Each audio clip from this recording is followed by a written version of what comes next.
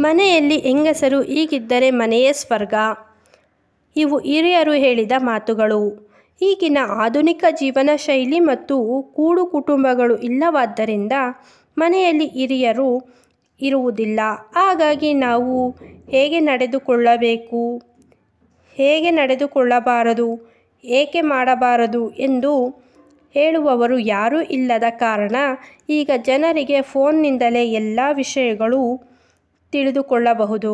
ಹಾಗಾದರೆ ಬನ್ನಿ, ಇವತ್ತು ಹಿರಿಯರು ಹೇಳಿರುವ, ಶಾಸ್ತ್ರಗಳು ಹೇಳಿದ ಕೆಲವು ಮಾತುಗಳನ್ನು ತಿಳಿಯಲು ಪ್ರಯತ್ನಿಸೋಣ. ಗಂಡಸರು ಊಟ ಅಥವಾ ತಿಂಡಿ ತಿನ್ನುತ್ತಿರುವಾಗ ಮಹಿಳೆಯರು ಹಾಲನ್ನು ಮೊಸರು ಮಾಡಬಾರದು. ಅಂದರೆ ಹಾಲಿಗೆ ಹೆಪ್ಪು ಹಾಕಬಾರದು. ಇದರಿಂದ ಗಂಡ ಹೆಂಡತಿಯರ ಮಧ್ಯೆ ಹುಳಿ ಹಾಕಿದ ಹಾಗೆ ಎನ್ನುತ್ತಾರೆ ಹಿರಿಯರು. ಹೆಣ್ಣು ಮಕ್ಕಳು ಯಾವಾಗಲೂ ನಡೆಯುವಾಗ ನೆಲಕ್ಕೆ ಶಬ್ದ ಮಾಡುತ್ತಾ ಅಥವಾ ನೆಲವನ್ನು ಒರೆಸುತ್ತಾ ನಡೆಯಬಾರದು. ಅಲ್ಲದೆ ಕಾಲನ್ನು ಅಲ್ಲಾಡಿಸುತ್ತಾ ಕುಳಿತುಕೊಳ್ಳಬಾರದು. ಇದರಿಂದ ದಾರಿದ್ರ್ಯ ಬರುತ್ತದೆ. ಊಟದ ತಟ್ಟೆಯಲ್ಲಿ ಉಪ್ಪನ್ನು ತಪ್ಪದೆ ಬಡಿಸಬೇಕು. ಇದರಿಂದ ಊಟ ಮಾಡಿದವರಿಗೆ ಕೆಟ್ಟ ದೃಷ್ಟಿ ತಾಕುವುದಿಲ್ಲ. ಕೆಲವೊಬ್ಬರು ಎಷ್ಟೊಂದು ಊಟ ಮಾಡುತ್ತಾರೆ ಎಂದು ಹೇಳಿದರೂ ಕೂಡ ಆ ಕೆಟ್ಟ ದೃಷ್ಟಿ ಉಪ್ಪಿನ ಮೇಲೆ ಹೋಗುತ್ತದೆ. ಮಹಿಳೆಯರು ಮುಟ್ಟಾದಾಗ ಹೂವನ್ನು ಮುಡಿಯಬಾರದು ಮತ್ತು ಅರಿಶಿಣ ಕುಂಕುಮವನ್ನು ತೆಗೆದುಕೊಳ್ಳಬಾರದು.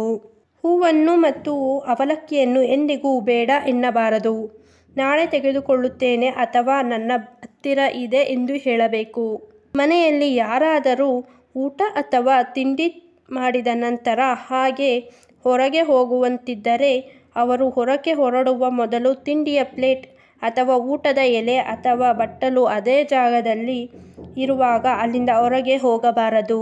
ಮಹಿಳೆಯರು ಯಾವುದೇ ದೇವಕಾರ್ಯ ಮಾಡುವಾಗ ಕೂದಲು ಹರಡಿಕೊಂಡು ಮಾಡಬಾರದು. ಮುಡಿ ಕಟ್ಟಿ ಮಾಡಬೇಕು. ಕೂದಲು ಹರಡಿಕೊಂಡಿರುವುದು ದಾರಿದ್ರ್ಯ, ಲಕ್ಷ್ಮಿಯ ಸೂಚಕವಾಗಿದೆ.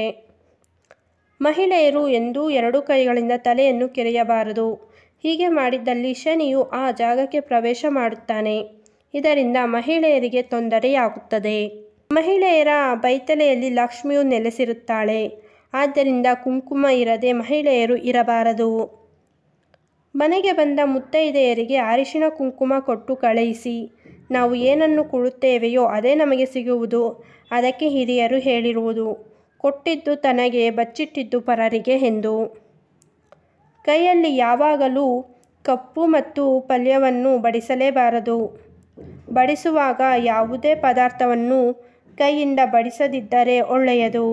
ಊಟವನ್ನು ಮಾಡುವಾಗ ಅಥವಾ ಪಾಯಸವನ್ನು ಅಥವಾ ತೆಳುವಿನ ಪದಾರ್ಥವನ್ನು ಸರ್ವ್ ಎಂದು ಶಬ್ದ ಮಾಡುತ್ತಾ ಊಟ ಮಾಡಬಾರದು. ಒಬ್ಬರು ಮುಡಿದ ಹೂವನ್ನು ಇನ್ನೊಬ್ಬರು ಮುಡಿಯಬಾರದು.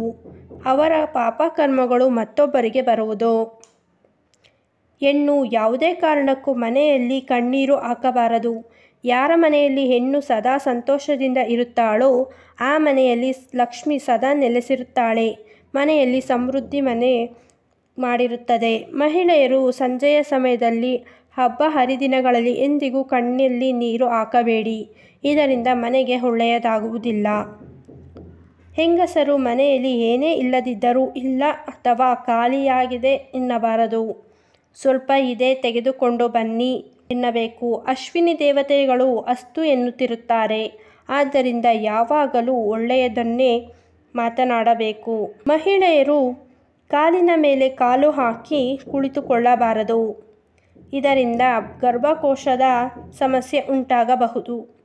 ಹಾಗೆ ಗಾಜಿನ ಬಳೆಗಳನ್ನು ಕೈ ತುಂಬ ತೊಟ್ಟರೆ ಗರ್ಭಕೋಶದ ಆರೋಗ್ಯ ಚೆನ್ನಾಗಿರುತ್ತದೆ. ಈಗಿನ ಕಾಲದಲ್ಲಿ ಮಹಿಳೆಯರು ಫ್ಯಾಷನ್ ಎಂದು ಕೈಗೆ ಬಳೆಗಳು ಹಾಕುವುದಿಲ್ಲ.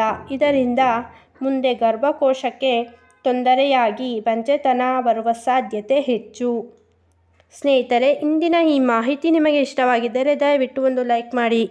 ಹಾಗೆ ಚಾನಲ್ಗೆ ಸಬ್ಸ್ಕ್ರೈಬ್ ಆಗೋದನ್ನು ಮರಿಬೇಡಿ. ಮತ್ತೊಂದು ವಿಶೇಷವಾದ ಮಾಹಿತಿಯೊಂದಿಗೆ ಭೇಟಿಯಾಗೋಣ. ಧನ್ಯವಾದಗಳು.